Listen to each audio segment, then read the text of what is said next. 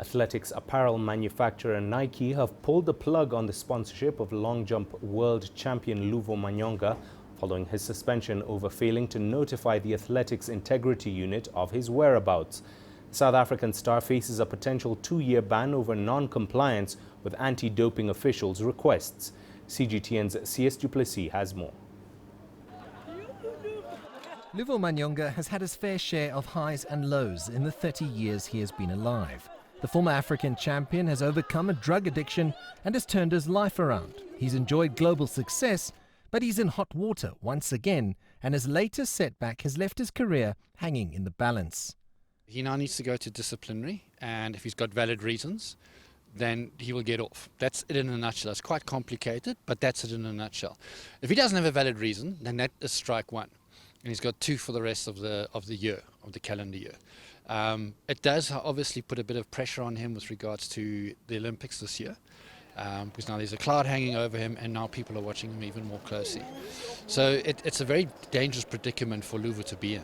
His former coach Neil Cornelius, who coached Manyonga to Olympic silver, believes that the afflicted athlete still possesses incredible talent and despite all odds is able to perform under pressure.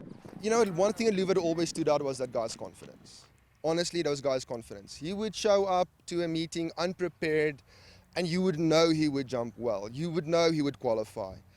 He would know it as well. It's just from his confidence. There was nothing that could hold him back. He would have the worst day, the worst week, and that wouldn't impact him physically at all. Should Manyonga somehow beat the provisional charge, he will then face an uphill battle to get in competitive shape, and then still will need to prove he has beaten his addiction demons that haunted him throughout his career. But there's no doubting his capabilities. He has to get his mind right. He has to get rid of all the side distractions, whatever they may be, for him to be able to stand a chance. The shape he was in 2019, he finished 4th. There's no hope in hell he'll manage a medal if he's in that shape. The guys are jumping better and better all the time now, so Luvo has to up his game. Talent-wise, yes, absolutely. He could be a gold medal contender at the Olympics. Luvo is such an amazing talent. He's such an amazing athlete, and he really has that big match temperament. Luvo knows how to perform in the right time, and I don't doubt it for a second. If Luvo comes back and he decides to really push for the Olympics, he can, there's no doubt. A dark cloud hangs over the future of the former World and Commonwealth Games long jump champion. His actions have not only led to a provisional suspension, but also seen a global sports apparel brand cut ties with him. He now needs to convince the integrity unit of World Athletics that he had a valid reason for missing the test, will face a 2-year ban, which will certainly spell the end of a checkered career for the man who claimed silver in Rio. CS Du Plessis, CGTN, Pretoria. Well, let's delve deeper into this topic now. CGTN's CS Du Plessis joins us live from Johannesburg to break this down further for us. CS, what options are now available to Manyonga in his bid to salvage any hopes of competing in Tokyo?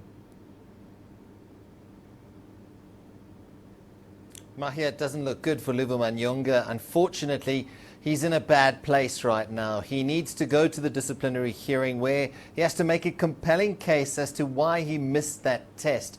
If he, by some miracle, can convince the integrity unit that he's got a valid reason for missing that, then he has to get a coach, because at the moment he has no coach, he has no agent, he has no sponsors, and to be honest, a lot of people don't even know where Luvo Manyonga is. So he's in a bad place at the moment. Remember, in 2012, he was suspended also for recreational drugs that were found in his system by the South African Institute for Drug-Free Sport. So he has had his demons along the way. But currently, the biggest obstacle facing Luvo Manyonga is getting past that disciplinary hearing. There on out, he has less than 200 days to get into great shape, because we know talent-wise he's one of the best in the world. But unfortunately, he's been on a bad path since 2019, where the world champs finished, and then 2020 he was arrested for contravening lockdown regulations here in South Africa. His mom passed away, and many people unfortunately think that he's completely penniless at the moment. They even fear that he sold some of his medals to fund his lifestyle. But for Luvo Manyonga, talent is through the roof. He's certainly one guy that can challenge for that gold medal. Unfortunately, the major obstacle is getting past that disciplinary first before anything else. His agent, his former agent, has already said he'll take him back, as have the University of Pretoria's coaches. They'll welcome him back. All he needs to do is ask. Right, and CS, it is only the second week of the year, and already two top African athletes have fallen foul of whereabouts rules violations. Should we be worried at this moment?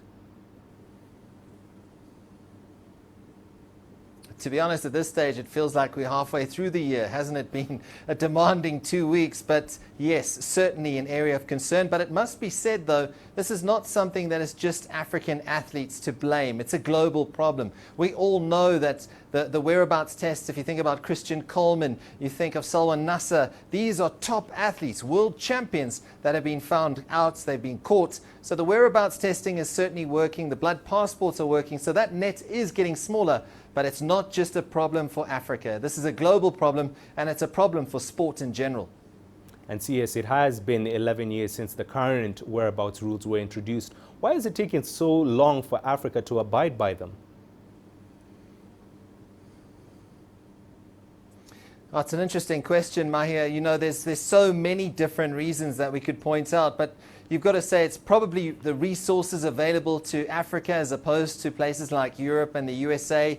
But in general, you know, we've got to, tip our caps to the anti-doping authorities all over the continent who are working tirelessly to catch these cheats. You know, speaking to a lot of journalists during the week about, various doping stories on the African continent, and they're convinced that at certain airports around Africa, there are people informing the athletes when, these anti-doping authority guys arrive. So these athletes then conveniently disappear, and it is easy to vanish in Africa. You think of cell phone signals, you think of all sorts of the vast spaces that these athletes can disappear in, but there is tireless work being done by the anti-doping authorities, and we wish them all the best, because at the end of the day, sport needs to get rid of the scourge that continuously rears its ugly head. Indeed, a worrying situation as it stands. But CS, great to have you with us on Sports Scene as always. CGTN's CS Duplessis joining us live from Johannesburg.